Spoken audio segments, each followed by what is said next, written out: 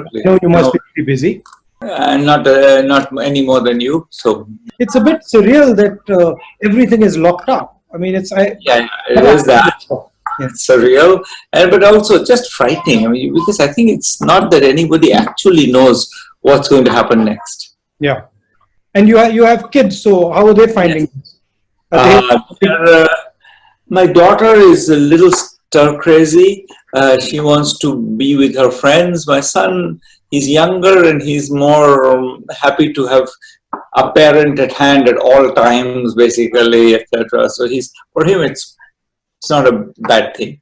but there is a full lockdown there, so they can't go out at all. Oh no, we can go out. We can walk around. There's no restriction on walking, for example, or cycling, or Okay. even driving. It's just you're not supposed to get together with more than I don't know, some number of people. Before I start, I've got a curiosity. Yeah, You got the Nobel Prize. Were you expecting it, or did it come out of the blue completely? completely came out of the blue. It was not. I mean, I think that it's one of these things that if you spend time worrying about it, you could obsess a lot. Yes. And I'm reasonably good at not obsessing about things that don't have an immediate impact on my life. So Yeah.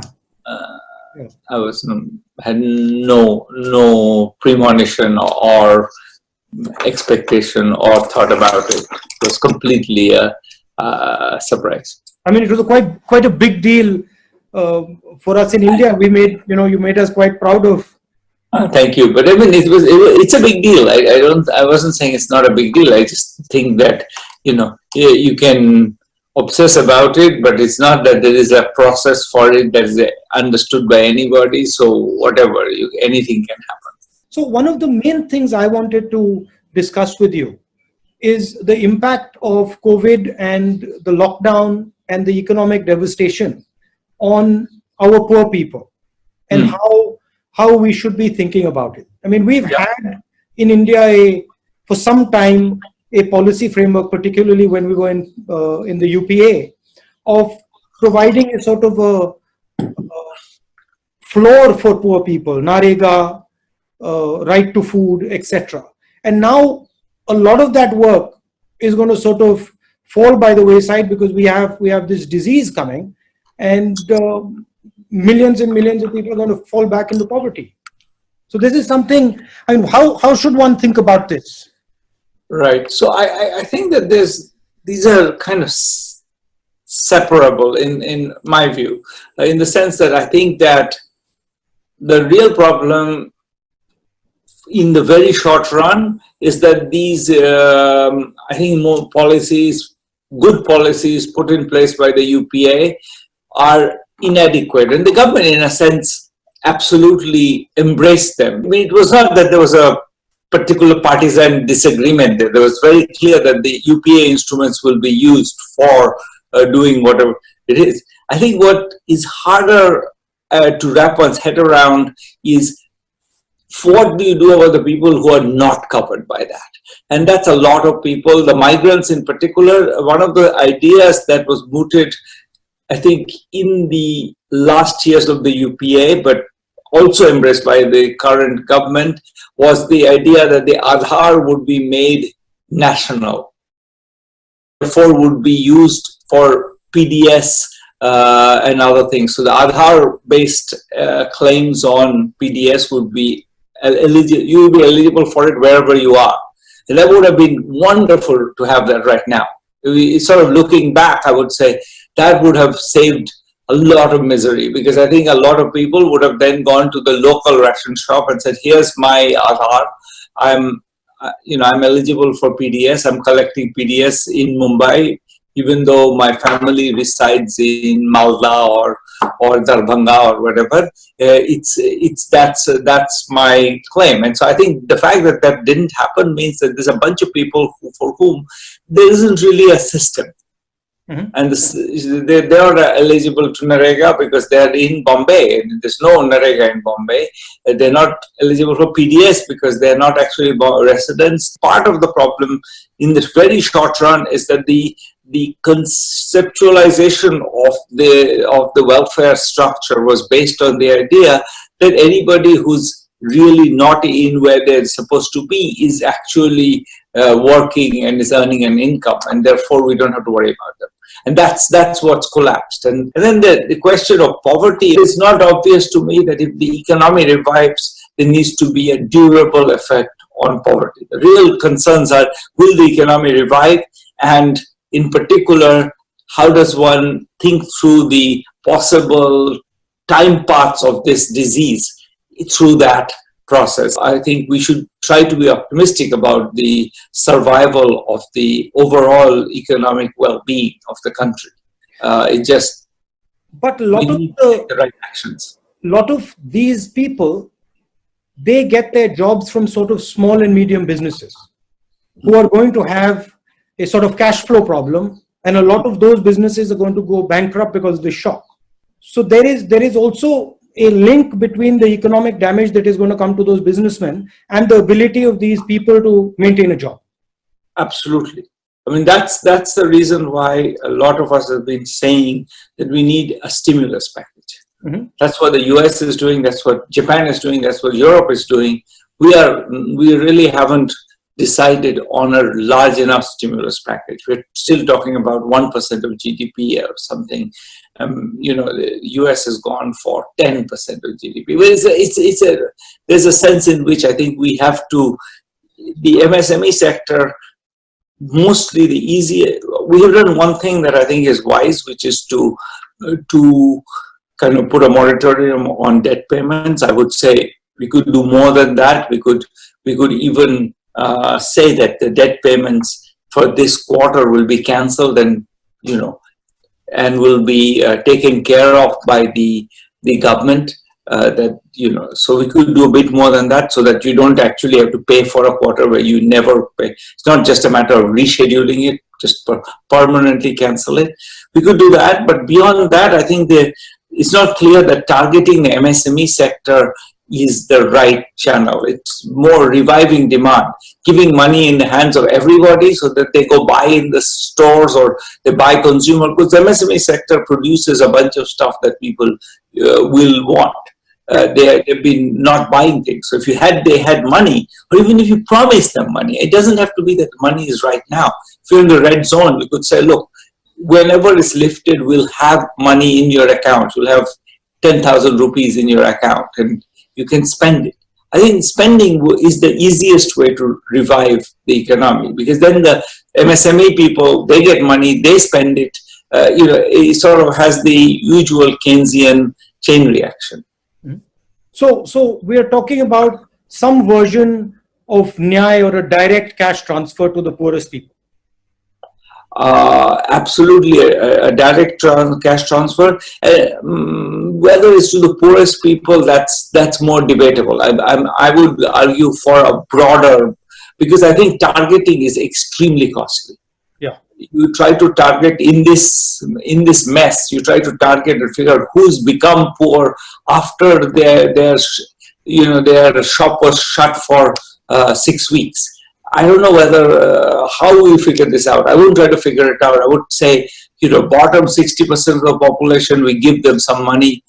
Nothing bad will happen, in my view. That if we gave them some money, well, some of them will not need it, but fine, they'll spend it. And if they spend it, that will have stimulus effect. So the only place where maybe I'm more aggressive than you are in that sentence is that I think I would go beyond the poorest people. So you're talking for a massive priming of the pump up front. So you start up the demand as soon as possible.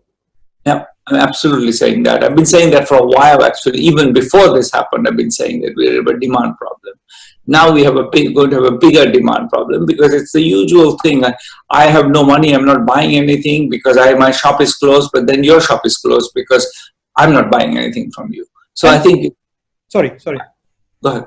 And I think implicit in what you're saying is that you need to do it faster rather than slower. So the faster you do it, the more effective it's going to be. Yeah, so every second lost is actually damaging. You're right in saying I want it fast. I don't want to have us checking everybody's locus standi and whether they're appropriate for this or not. I do think that it may be we shouldn't induce a mismatch of supply and demand by giving people spending power where we have shut down the entire retail sector because they are in the red zone or something. So we need to plan that a bit better than, so that you get the money when you can go out and buy, not now.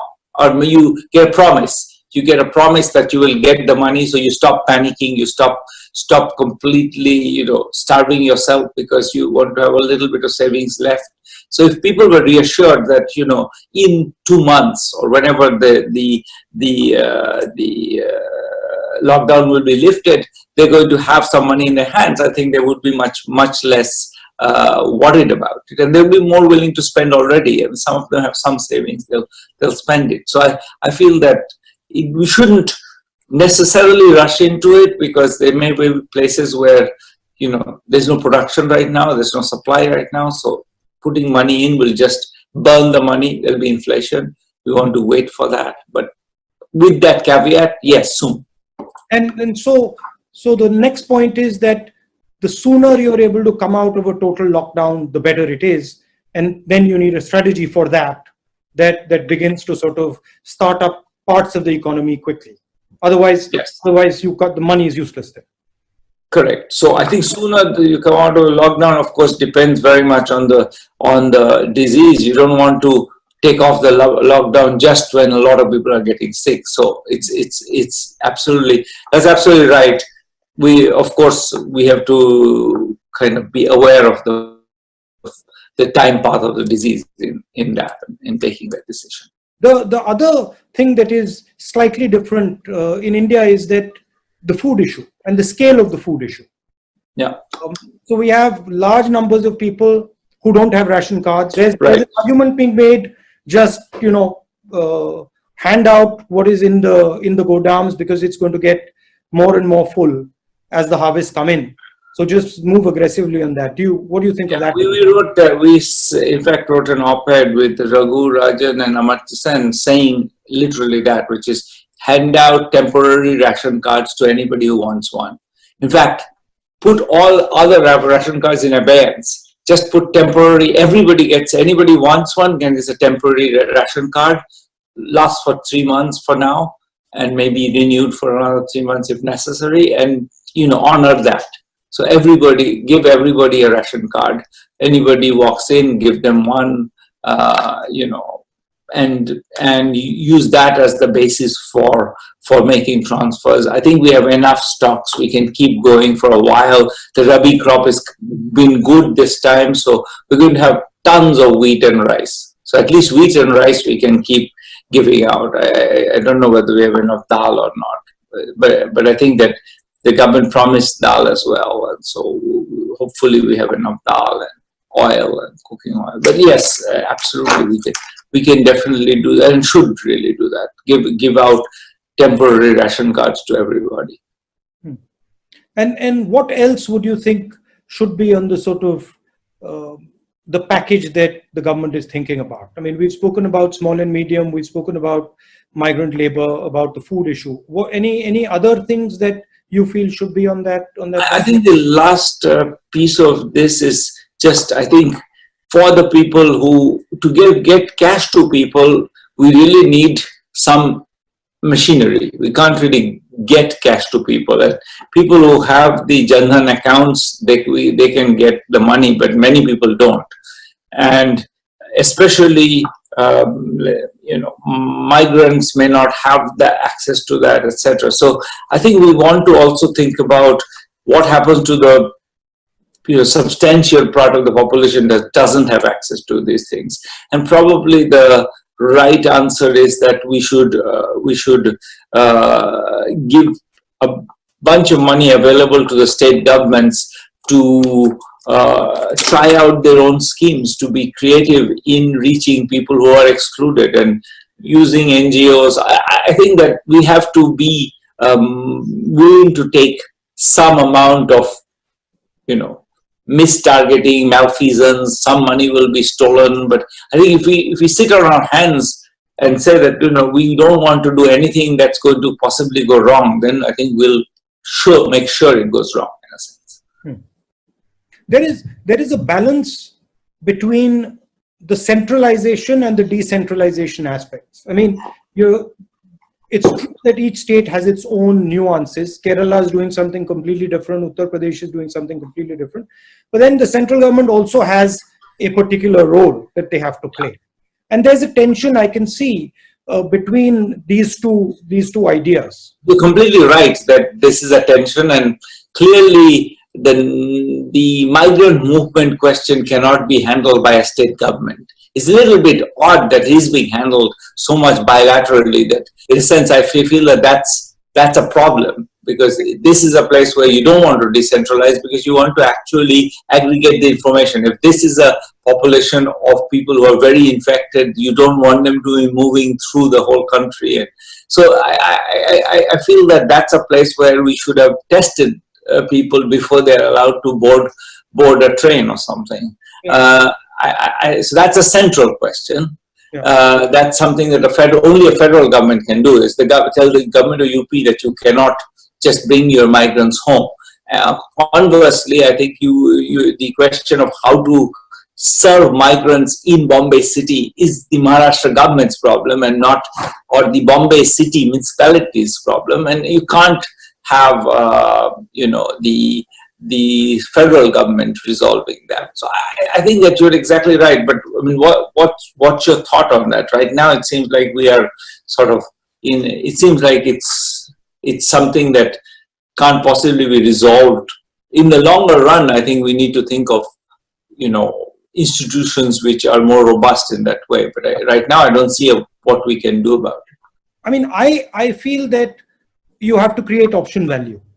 So decentralizing as much of it as possible, which they can handle at the local level, is, in my view, a good thing. So the tendency should be to sort of parcel out things that can be managed at the district level and at the state level. Of course, there are some things that, district magistrates can't decide about airlines and about, railways and stuff. So I feel that the big decisions should be national. And then even on the lockdown front, leeway should be given to the states. That is, if you want to lock down, you want to understand the nature of your lockdown, you please do your lockdown.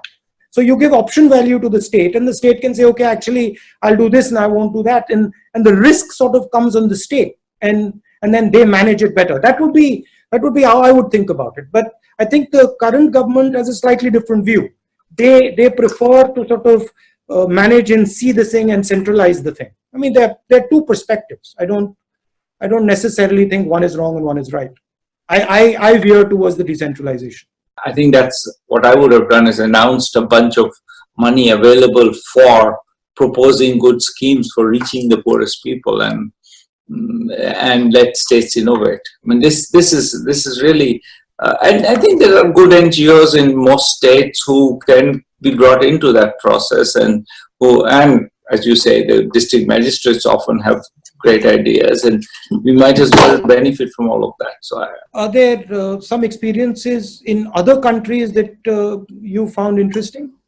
So, I'll tell you one thing that Indonesia is doing right now. Indonesia has decided that it's going to give out, cash transfers, and it's going to give it entirely through a community decision-making process. So the community is going to decide who are the people who are needy, and choose them for the transfers. And I mean, we've worked